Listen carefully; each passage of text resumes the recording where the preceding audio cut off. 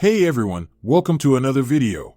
Today we're going to talk about issue number 3 of Marvel's Blood Hunt event, written by Jed MacKay with art created by Pepe Larraz. But before we dive into the story, I want to ask you a favor. If you enjoyed this video, please leave a like and a comment to help the channel grow. Okay, in the previous part of this story, a group of vampires used the dark force energy to blot out the sun and created an eternal night and unleash violence upon the world. So with that out there, Blade and his Blood Coven also launched an attack on the Avengers and came away with several members of their team as their new prisoners. So with the first battle over, Blade turned the Black Panther into a vampire and seized control of the Impossible City. Now following the Avengers' first loss, the remaining Avengers allied themselves with Dracula, Brielle, the Midnight Mission, and Clea alongside the astral form of Doctor Strange. So with everyone together, the group of heroes starts to formulate a counterstrike just to discover that Miles is currently a vampire. So with that said, this issue opened high above Earth in the Impossible City, which is currently the new lair of the Vampire Lord. The new lair of Blade. And when we saw him, he was talking to T'Challa, asking him if he found his prize. To which the Black Panther responds by saying yes, he found it buried deep beneath the earth on Wakanda, exactly as Blade anticipated where it would be after the fall of old Atlantis. Now with the location found, he ordered the Black Panther to send up the city massive translocation drives so he could retrieve his prize. Now following that, Wanda sarcastically congratulated Blade and stated that he would now receive everything he wanted. And then she went on to bring up how she noticed his Blood Coven returned with one less member. Because according to Wanda, the last time Blade struck, the Avengers never saw it coming, and it was fast and true. But this time, the Avengers' eyes were open and they were ready.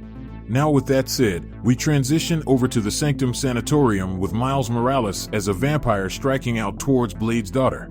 But before the feral vampire could make contact, Vision intercepted the bloodsucker and attempted to hold him down.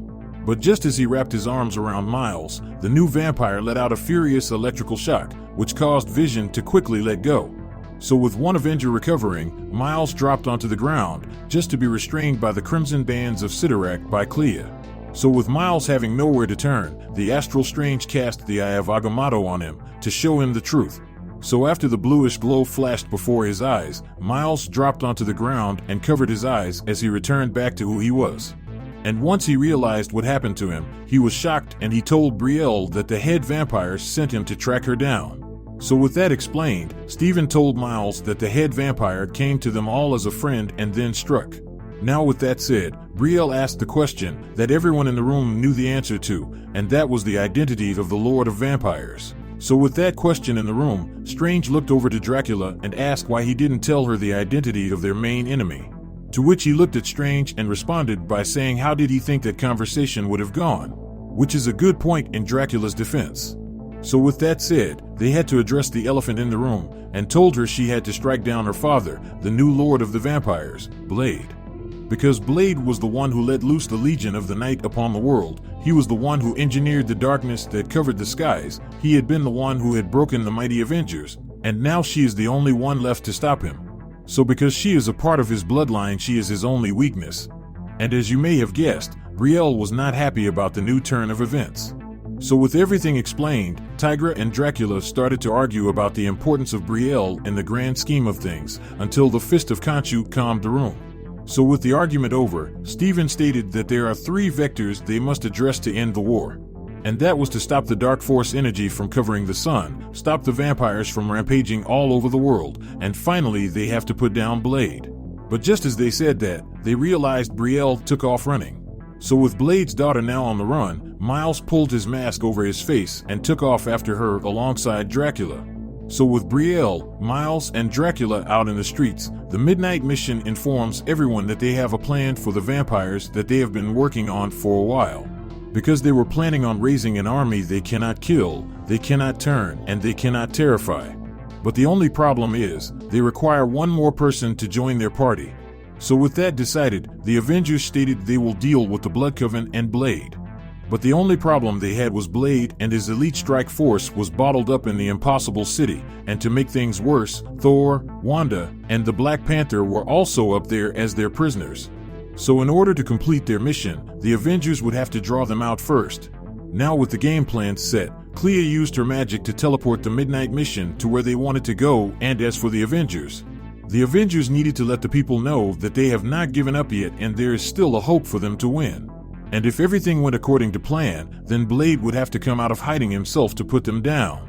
And the way they were going to do it was by having Tony hack into every emergency broadcasting system around the world to give Sam a chance to inspire the people. So with everything laid out, Sam asks why is he the one who has to speak, to which Carol responds by saying, because he is the icon and this is what T'Challa saved him to do. So with everything a go and the broadcast ready, Sam introduced himself and declared that he spoke for the Avengers. And then continued to say, he knows things are bad, and like everyone out there, they have been fighting vampires since the sun went out. And like everyone out there, they have been hurt, they have been bled, and they have experienced loss.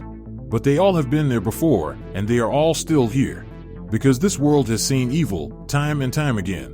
Ranging from aliens, monsters, tyrants, madmen, and those who would take their homes, freedom, and lives. And every time, the people of planet Earth told them no. And when the Katati came, they said no. When Null showed up, they said no. When Hydra took over the world, they said no. And when Galactus showed up, they said no. So if Blade wanted their home, then he would have to fight for it, and take it. And if the vampires wanted their blood, then they would have to pay for every drop. And by any chance, the creatures of the night are able to take anyone's life, then that life would be avenged. Because the Avengers will avenge the dead and protect the living, because that is what they do. But as long as they have breath in their lungs and hope in their hearts, they will tell the vampires the same thing they told everyone else, no. So with Sam's message delivered, Sam went on to say that was what both him and the Black Panther told the Impossible City. Now on a side note, I am currently covering the current Avengers comics line that talks about the Impossible City. So if you want to check that out, hop over to that card and get caught up with us. So with that out there, Blade let out a roar and told the Black Panther that his plans have changed because he is retargeting the massive translocation drives. Because the Avengers have decided that they will not simply lie down and die. Now this is something he could not just forgive, but they have had the temerity to try to inspire hope in this doomed world. And that he cannot countenance, not when his triumph is at hand. Now with Blade consumed by rage, in the middle of New York, he summoned his prize from the antediluvian caves in Wakanda and dropped it from the sky. Now this great prize has not seen the sky since the days of old Atlantis, and now it would serve as the tombstone for the heroes that dare to fight back against the warriors of the night. It would serve as a tombstone for the Avengers.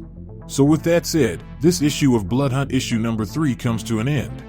Okay, when it comes to this issue, there wasn't much action outside of Miles's shocking vision.